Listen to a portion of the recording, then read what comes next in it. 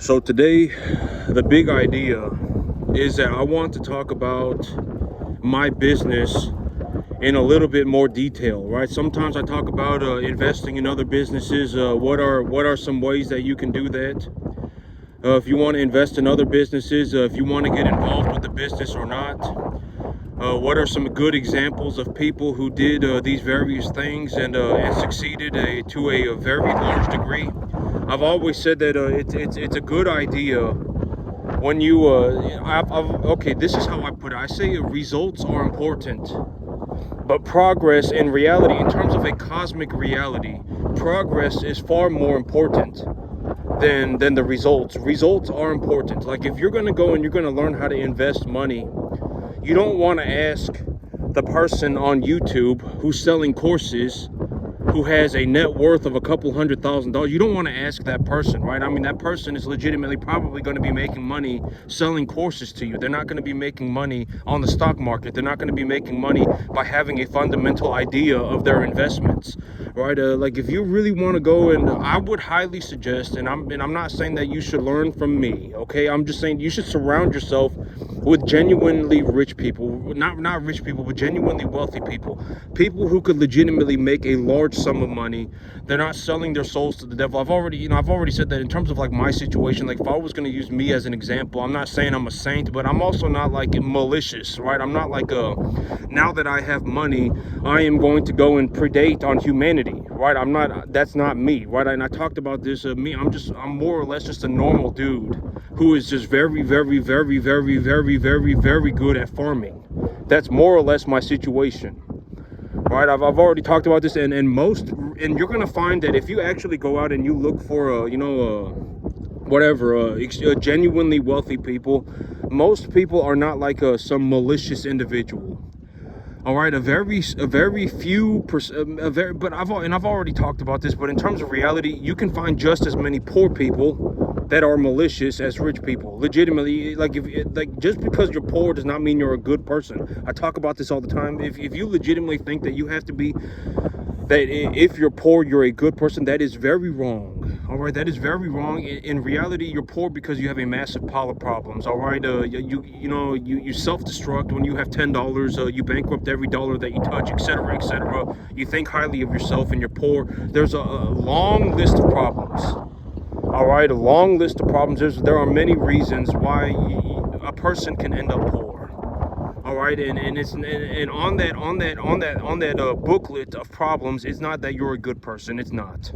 All right, it's like, you had massive problems, a long list of problems, and then boom, boom, boom, and then all sorts of reasons, and then now you're poor. All right, and in reality, I'm gonna talk about my situation. Just because my situation is that, okay, here's my situation. I legitimately believed that for me to pull money out of my business, I genuinely believed, I did not understand this until I talked to the accountant, but I genuinely believed that for me to pull money out of my business, that I had to write myself a salary, pay taxes on that salary, and then I would have access to the money. That is legitimately what I thought I had to do. I did not understand that when I have an LLC, it is more or less just personal income. I did not understand that. So my situation right now is that I am sitting on like $225,000. Because, okay, here's the thing. It's like here was what was going through my head.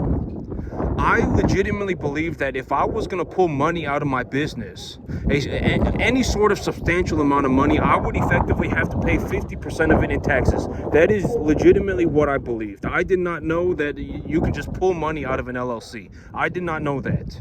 I did not know that LLC money is effectively just personal income. So I left all of this money that I have been accumulating, I am more or less sitting on about $225,000 because I did not understand that I can pull the money out of my LLC whenever I want. I can have access to the money more or less whenever. I'm not saying that I have 225,000 cash. I have, I've more or less put about $225,000 away. In my various investments, I have put about $250,000 away. All right, and I am net positive.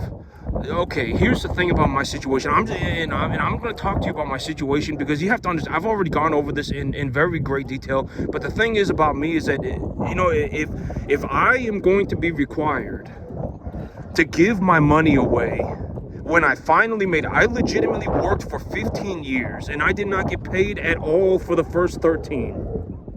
Legitimately, that is my situation. I did not get paid at all for the first 13 years. And, you know, here's the thing. If I am going to be required, if you legit, and to me, this is a malicious thing. I think that when poor people, you look at somebody like me and he's like, oh my God, now he should be required to give everything away for free. When in the first 13 years when I was farming, I did not make a single dollar. And I still stayed at, and I still stuck to it. I did not make a single dollar. And here is my big argument with this whole situation. Here is my big how I see it. If I am going to be required to give away all of my money, if I'm going to be required if it's mandated that I help people, if it's legit, you know, and I've already talked about the idea of helping people. I give away free help for free every single day. I give away help for free every single day. I legitimately give you my information for free. I'm not even charging you anything. Right? I'm not charging anybody anything. I legitimately give away the information for free. If you live in America, and I've talked about this, if you live in America, you have access to the same opportunities as me. If you wanted to go and start yourself a farm tomorrow, you could go and start yourself a farm. Nobody is stopping you. Right? I mean, you're not living in some communist country. Right? Nobody is stopping you. If you legitimately want to go and buy yourself a business tomorrow, you can go and buy yourself a business tomorrow. Nobody is stopping you. Right? I legitimately give away help for free every single day. No, I am not going to go and start a $5 million business for you for free. That is ridiculous. A lot of people, you have to understand that from my perspective, a lot of people, when they have money, they implode. It actually turns them into a horrible person. Not it turns them into a horrible person. They were a horrible person, and now they have money, and now it's even worse. All right, you have to understand that money does not solve anything. I've talked about this. Money is not the root of all evil. Money is just an object, like a nail, like a hammer. It doesn't do anything. Money does not do anything. The person who has the money does something with the money. And at the end of the day, the person has the conscious ability to make choices, right? I'm gonna in a lot of these choice making systems, it's like, they're ingrained. I mean, you've been effectively, and I talked about this all the time, but if you live in a world where it's like and I talked about this in terms of like this is gonna sound horrible what I'm gonna say, but if you are a poor person, you legitimately live in a microcosmic universe that has made you a poor person. Legitimately, that is what has happened. And I've always, and I'm not saying this to whatever, I'm not saying this to be a horrible person. I'm saying this just to, just to, maybe if I make you aware of your situation, you can it's like being on drugs.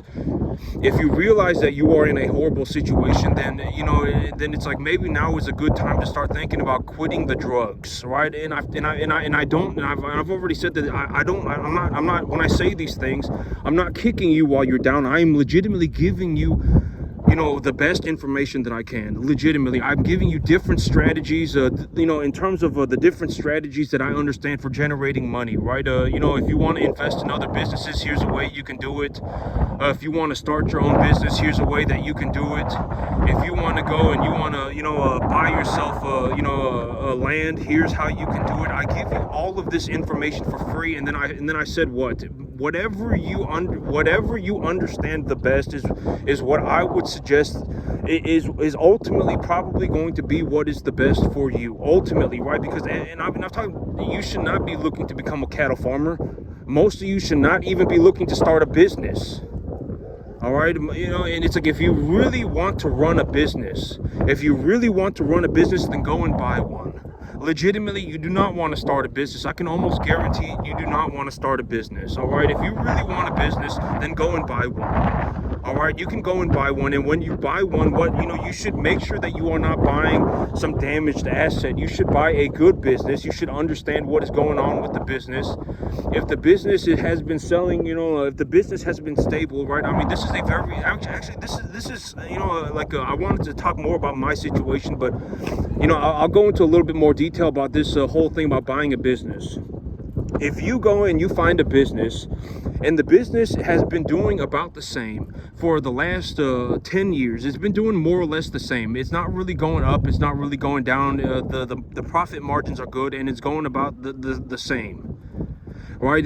These businesses, like if you really want to run a business and you want a business that is stable and you just want to run the business,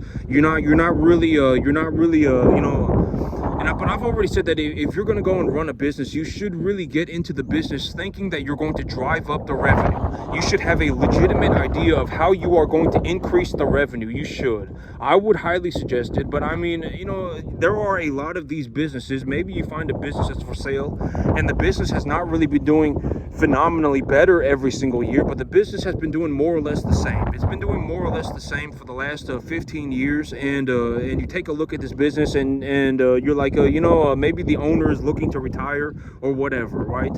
Then for a business like that, maybe you would want to pay a 3 times multiple. You take a look at the earnings, right? I've always said that when it comes to a business, all businesses are evaluated the exact same way. All businesses are. They're evaluated at a multiple of the earnings. So you take a look at how much the earnings are, and then you multiply that, and that is your sale price.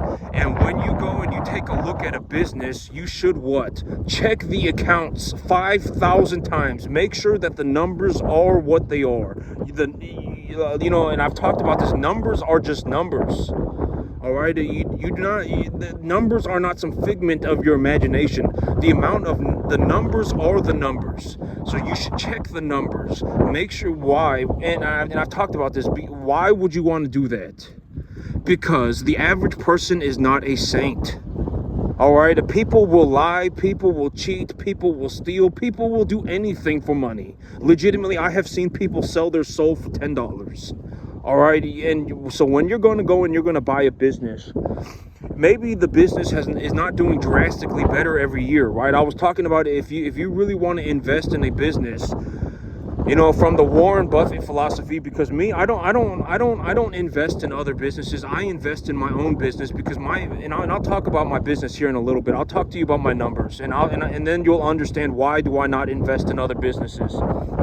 But Warren Buffett is a very good example of somebody who invests in other people's business. And when he looks for businesses, when he is investing capital in a business, he is not looking to be involved in the business, right? And so he is looking for a business that is trading at a multiple, a reasonable multiple of today's earnings, of this year's earnings. But the business is projected to grow a substantial amount in the near future.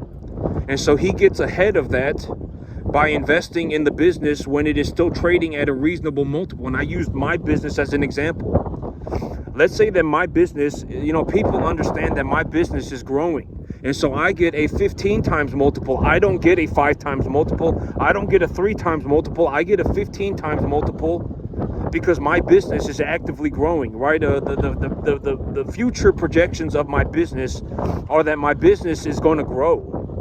But, someone like Warren Buffett takes a look at my numbers and he takes a look at my balance sheet, and then he takes a look at me and he takes a look at my plans, and he says, his business is being sold at 15 times its earnings today, when in reality, by next year, his earnings are going to increase by 325%, somewhere around the 325% mark. And so if his business goes up by 325% revenue, then by next year, his multiple, if it stays the same as it is this year, his business would be selling at like a 5 times multiple, and that is very undervalued.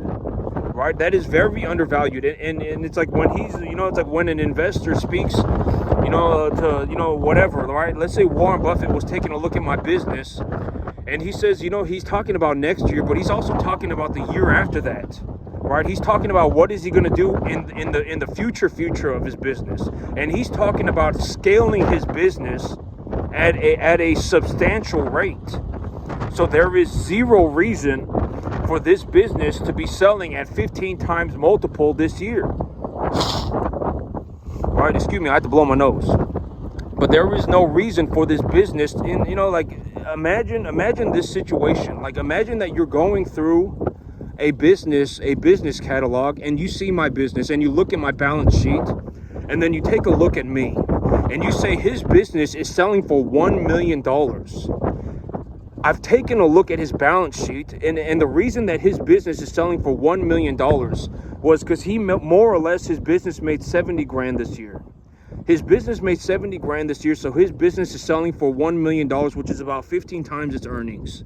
But I've taken a look at his balance sheet. I've taken a look at what he's doing. He's buying more land. I've taken a look at the management. I've taken a look at the guy who is running the thing. He is talking about a 1-year plan, a 2-year plan, a 3-year plan, a lifelong plan, and he is legitimately, giving out numbers. He is legitimately giving his numbers, and I am listening to it, and these things, they make sense, right? I mean, he's obviously thought about this a whole lot, right? I mean, he's obviously very involved in the business, and he legitimately cares about this business, and I get a feeling, for some reason I get a feeling, right? I always say wealth whispers. I get that feeling from this guy, right? And his business is selling for $1 million. His business is being evaluated at $1 million. But next year, okay, but next year his business is going to go 325%. And then he is talking about he's going to take that money and he's going to buy himself a very big piece of land. And when he does that, I mean, I know the guy. I mean, very, very, very, very capable cattleman farmer. Maybe one of the most capable individuals on the entire planet, right? And so now I take a look at this situation and I say, I'm going to invest in this business, right? Give me 10% of your business for 25 million, right? Give me 10% of your business. And it's like, and then you take a look at the numbers and then you come up with your own deal. I've always said, because like I know what's going on with my business, right? I'm not going to sell 10% of my business today for 100 grand. Why would I do that? I don't need 100 grand. I make 100 grand in less than 2 months. Right? I mean, why would I sell 10% of my business for 100 grand? Why would I sell 10% of my business for $1 million? $1 million is negligible money. Right? And so I would sell 10% of my business today. I would sell 10% of my business today for $25 million. Legitimately, that would be that would be something that I would be willing to do. If you legitimately wanted to invest in my business, I would sell 10% of it for $25 million cash. And and also that is something that I would be willing to do. And here are my numbers, okay? As of today, I am already in the net positive about $7,000 a month. I have a net positive, a net positive equity and whatever, etc. of about $250,000, about $250,000, and I'm net positive about $7,000, $8,000 a month cash. All right, here is my situation, and because a large portion of this happened because I did not understand that I could just pull money out of my LLC.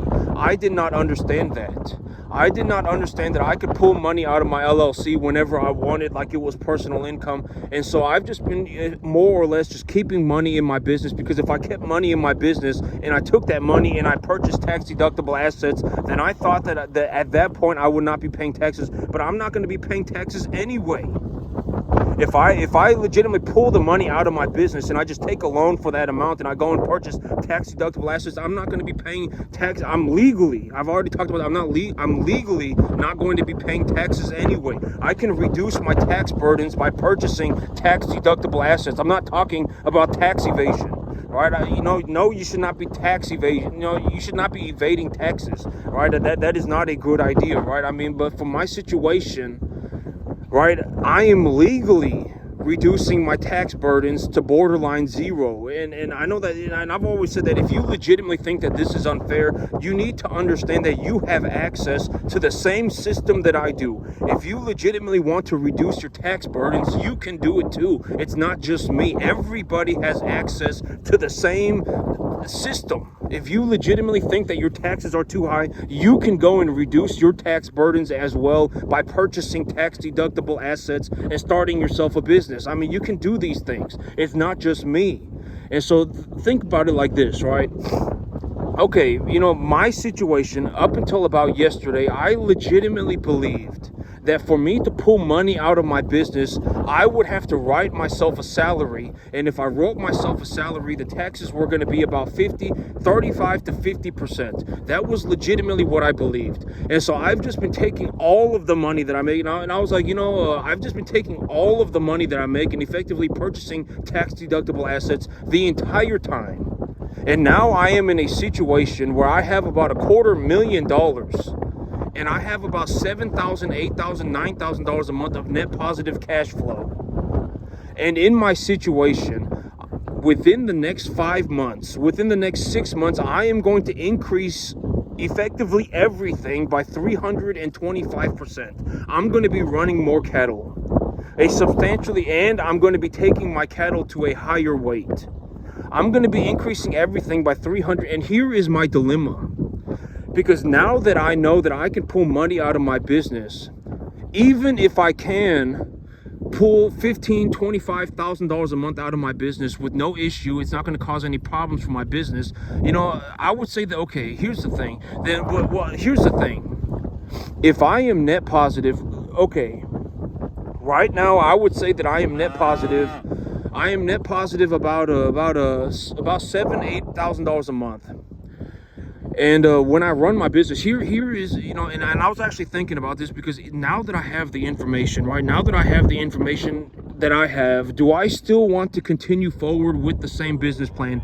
Because the same business plan, the business plan that I had been making was more or less including a 50% tax burden. I was genuinely believing that if I had to pull money out of my business to float my debt, that I would need to pay a 50% tax rate. That was legitimately what I thought. But in this situation that I am in right now, do I still want to continue forward with the same business plan? And I told myself, you know what, I'm going to do it. I'm going to do it, and I'm going to do it, but I'm just going to understand that if something happens and I need to change it up a little bit, that I can do it without really causing myself a massive level of problems financially. And so here's the thing. Imagine being in my situation. I already make enough money to do whatever the heck that I want. More or less, I make $1,100 an hour. I make about $1,000 an hour, 24 hours a day. Even when I'm sleeping, I make money. I make about $1,000 an hour, 24 hours a day, 365 days a year. And let's say out of this money, I can pull maybe, I can probably pull about $15,000, $20,000 a month out of my business and not cause any sort of financial problems. Actually, that is, I got a lot of wind here, but I'm gonna go over this part. I'm gonna go over to the barn, and then I'm gonna go, and then I'm gonna tell you about this part. And here's the thing about me. It's like me, I did not just magically, like, this was not given to me. All right, I am legitimately a first generation farmer. I had to teach myself how to farm.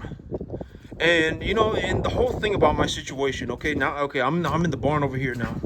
So the whole thing about my situation, all right, is that my situation is that if I am going to be required to give away everything, all right, this is how I consider it. And at the end of the day, the thing about my situation is that I effectively make money in the very, very, very, very, very, very, very top percentiles of the entire U.S. economy. All right, if you want to take a look at my numbers, even after I've paid for everything, I've legitimately paid for all of my bills, all of my living expenses, everything. I paid for my business, I paid for my truck, I paid for everything. I still have borderline about $100,000 a year left over cash.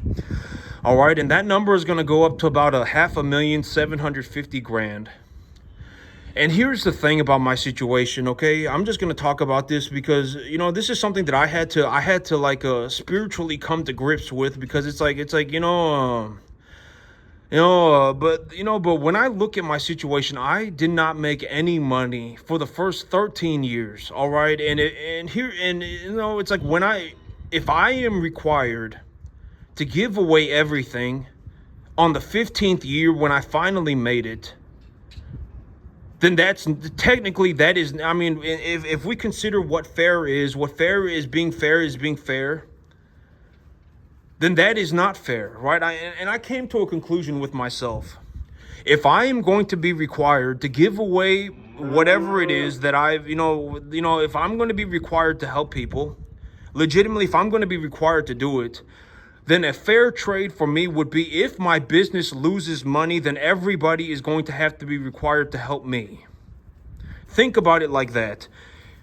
That's what I came up with. I said, if I'm going to be required to help people right now, as of today, a fair trade for that would be that if my business loses money, whatever it is the heck that I'm doing, if I lose money doing it, then everybody is going to have to be required to help me. All right, and if that happens, then sure, I will help people, right? But I've always said that there is no helping people. A lot of people, you give them money and they just implode, all right? I mean, you legitimately massive piles of problems. You're not going to help anybody by giving them money. All right, think about it, okay? And so that's what I came up with. I said, if I am going to be required to help people, then my whole situation about this whole thing is that if my business loses money, then everybody's going to be required to help me. And if that happens, if that legally occurs, then I will help people. All right. And so that's my situation. And here's the thing.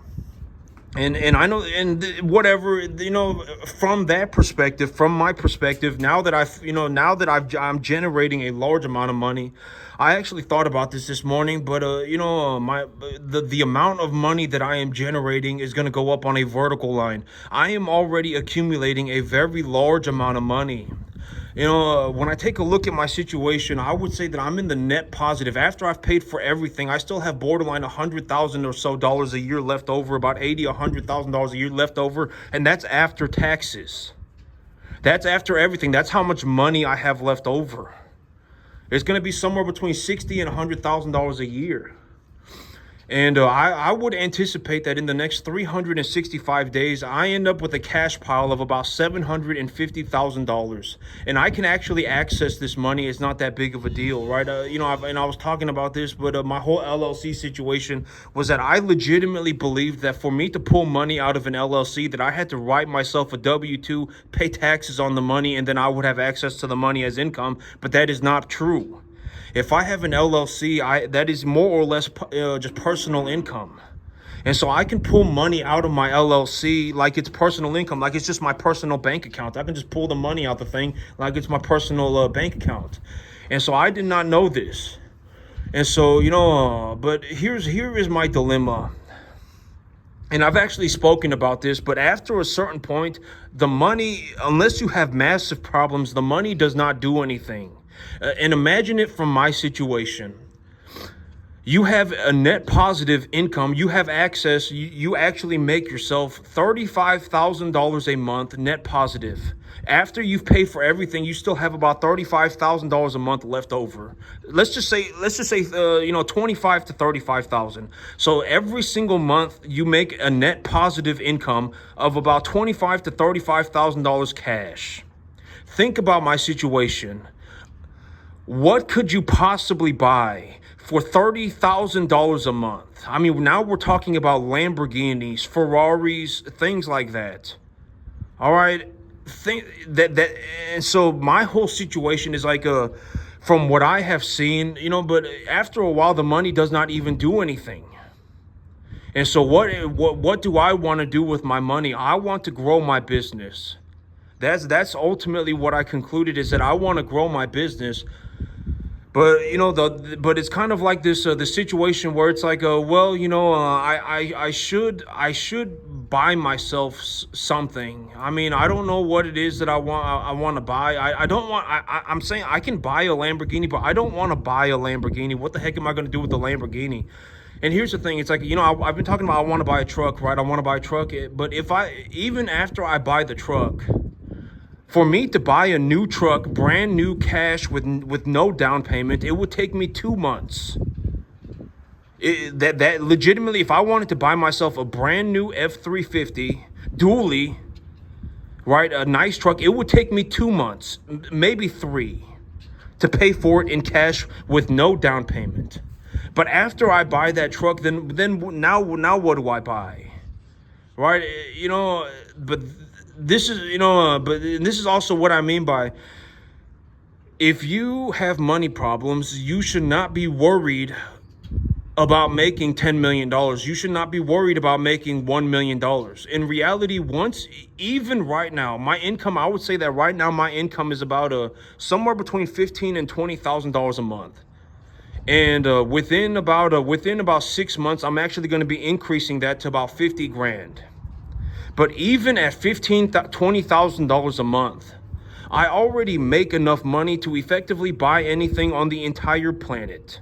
Anything on the entire planet. And this is why I put such an emphasis on this idea of increasing your income. Increasing your income and not being an idiot. If you increase your income and you're not an idiot with the money, after about $15,000, $20,000 a month, even at about $15,000 a month, it is so much money that you can effectively buy anything on the entire planet. Short of like drugs, alcohol, gambling, anything like that, you can already effectively buy anything. I'm being completely serious. Granted that you don't live somewhere like in the Silicon Valley or whatever they call it, right? Granted that you don't live in like the middle of New York.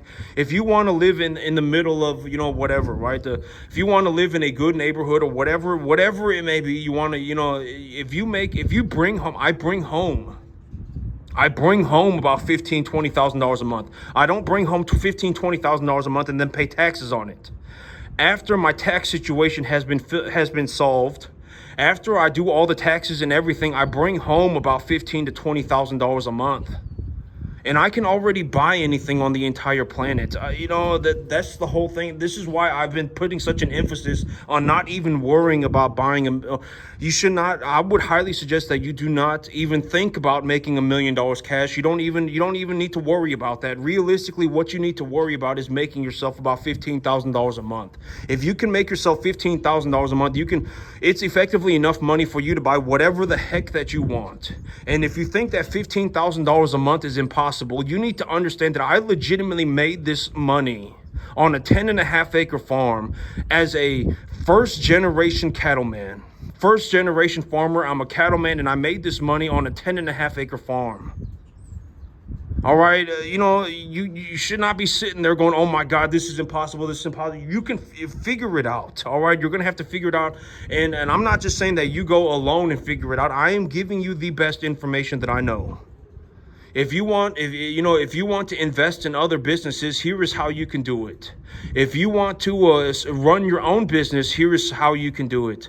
If you want to go and you want to buy rental properties, here is how you can do it. Right? Here is one way that you can do it. If you want, and I've always said, whatever it may be, whatever, this is how I negotiate with bankers. This is how I negotiate with the sellers, right? This is how I, do my deals. I give you all of this information for free with the intent, I'm not charging you anything. And I'm also in a situation where it's like, me, I make about $1,000 an hour.